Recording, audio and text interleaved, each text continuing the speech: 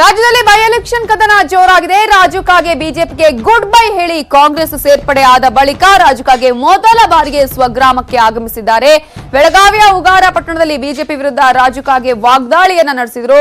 BJP ಪಕ್ಷದಲ್ಲಿ ಯಾವುದೇ ತತ್ವ ಸಿದ್ಧಾಂತಗಳು ಉಳಿದಿಲ್ಲ. ಯಡಿಯೂರಪ್ಪ 17 ಶಾಸಕರಿಂದ ರಾಜೀನಾಮೆ ಕೊಡಿಸಿ ಮುಖ್ಯಮಂತ್ರಿ ಆಗಿದ್ದಾರೆ. ಈಗ ಅನರ್ಹ ಶಾಸಕರಿಗೆ ಟಿಕೆಟ್ ಕೊಟ್ಟಿದ್ದಾರೆ. ಬಿಜೆಪಿಯ ಪಕ್ಷಕ್ಕೆ ನೈತಿಕತೆ ಇಲ್ಲ ಅಂತ ಹೇಳಿ ರಾಜು ಕಾಗೆ ಗುಡುಗಿದ್ದಾರೆ.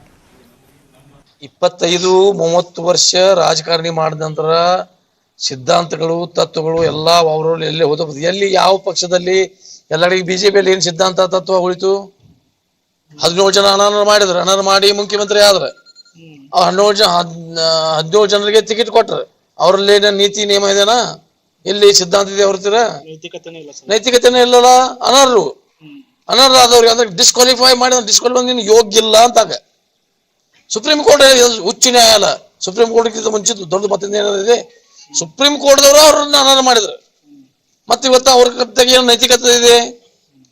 ಇವತ್ತು ಅವ್ರಿಗೆ ಟಿಕೆಟ್ ಕೊಟ್ರೆ ಎಲ್ಲರಿಗೂ 17 ಜನರಿಗೂ ಅಲ್ಲಿ ಇದ್ದಂತ ಸೋತ ಜನ 17 ಜನ ಯಾವ ಪಾಡ ಏನಾಗಬೇಕು? ನಾನೊಬ್ಬ ನಿರ್ಣಯ ತಗೊಂಡಿದ್ದೀನಿ, ನಾನೊಬ್ಬ ಕಾಂಗ್ರೆಸ್ ಹೋಗಿದ್ದೀನಿ.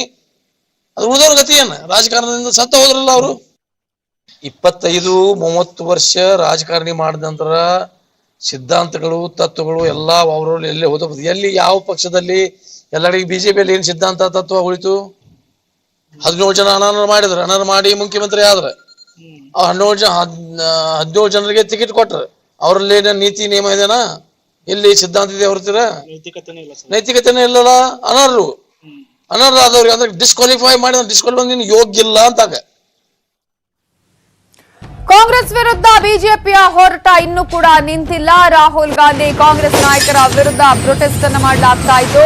ಮನೀಶ್ ತಿವಾರಿ ನೇತೃತ್ವದಲ್ಲಿ ಪ್ರೊಟೆಸ್ಟ್ ಅನ್ನ ಮಾಡಲಾಗ್ತಾ ಇದೆ. ಒಂದ್ ಕಡೆ ಈಗಾಗಲೇ ರಾಹುಲ್ ಗಾಂಧಿ ಹಾಗೆಯೇ ಕಾಂಗ್ರೆಸ್ ನಾಯಕರ ವಿರುದ್ಧ ಈಗ ಇನ್ನೂ ಕೂಡ ಬಿಜೆಪಿ ನಾಯಕರು ಪ್ರೊಟೆಸ್ಟ್ ಅನ್ನ ಮಾಡ್ತಾ ಇದ್ದಾರೆ. ಮನೀಶ್ ತಿವಾರಿ ಅವರ ನೇತೃತ್ವದಲ್ಲಿ ಪ್ರತಿಭಟನೆ ನಡೀತಾ ಇದ್ದು ರಾಫೆಲ್ ಹಾಗೆಯೇ ಮೋದಿ ವಿರುದ್ಧದ ವಾಗ್ದಾಳಿಗೆ ತೀವ್ರ ಆಕ್ರೋಶವನ್ನ ವ್ಯಕ್ತಪಡಿಸಿ ಪ್ರತಿಭಟನೆಯನ್ನ ಮಾಡಲಾಗ್ತಾ ಇದೆ.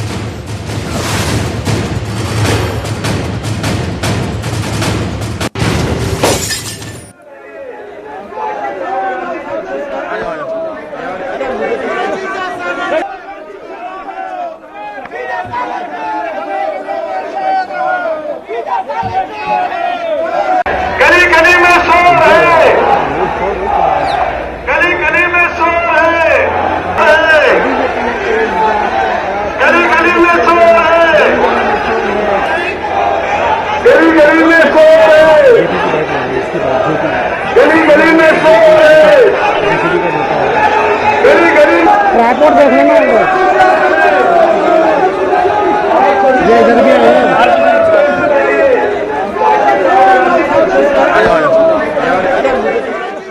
ಕಾಂಗ್ರೆಸ್ ವಿರುದ್ಧದ ಬಿಜೆಪಿ ಹೋರಾಟ ಇನ್ನೂ ಕೂಡ ಮುಂದುವರಿತಾನೆ ಇದೆ. ಪ್ರತಿಭಟನೆಯನ್ನ ನಡೆಸಲಾಗ್ತಾ ಇದೆ. ರಾಹುಲ್ ಗಾಂಧಿ ಹಾಗೆಯೇ ಕಾಂಗ್ರೆಸ್ ನಾಯಕರ ವಿರುದ್ಧ ಪ್ರತಿಭಟನೆಯನ್ನ ಬಿಜೆಪಿ ನಾಯಕರುಗಳು ಬಿಜೆಪಿಯ ಕಾರ್ಯಕರ್ತರು ಮಾಡ್ತಾನೆ ಇದ್ದಾರೆ. ಅದರಲ್ಲೂ ಕೂಡ ರಾಹುಲ್ ಗಾಂಧಿಯ ವಿರುದ್ಧ ಆಕ್ರೋಶವನ್ನ ಹೊರಹಾಕ್ತಿದ್ದಾರೆ.